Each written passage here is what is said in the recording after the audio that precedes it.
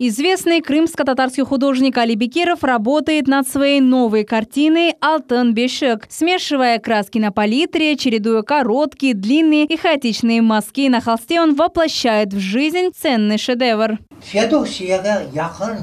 Это красоты Феодосийского района. Между возвышенностями и холмами я изобразил истоки крымских рек. Это все северная часть полуострова. Над картиной мастер работает второй месяц. В процессе она менялась несколько раз. Изначально композицию с колыбелью художник видел в доме, но со временем в работу внес более глубокий смысл.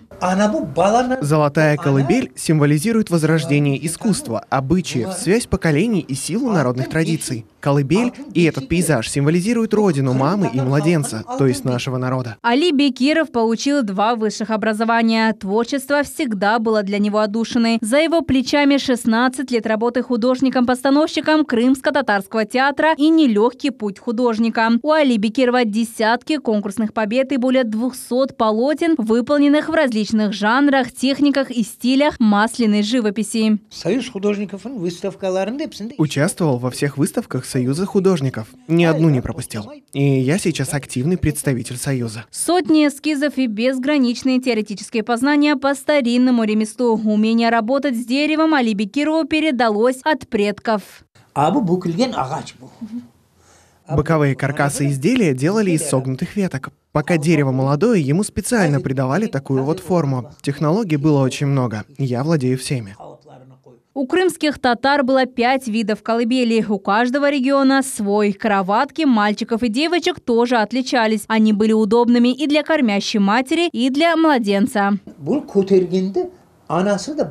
Верхняя опора колыбели делается из твердых пород дерева. Вот на этой картине хорошо видно, как мама упирается на него. Она может подремать, положив сюда локти, или же с легкостью взять малыша. Здесь были учтены все нужды малыша, чтобы он не ушибся, не упал и не простудился. А в резных торцах делали специальные гнездышки для ангелов, которые охраняли малыша. То есть колыбель, помимо своего прямого предназначения и красоты, служила еще и оберегом.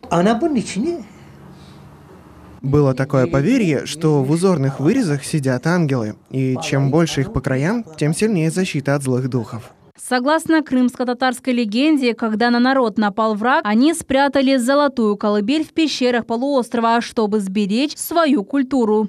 Идеальные пропорции изделия, красивые края стенок, форма и отделка колыбели показывают, что Али Ага еще и талантливый дизайнер. Каждая его колыбель оригинальна по-своему.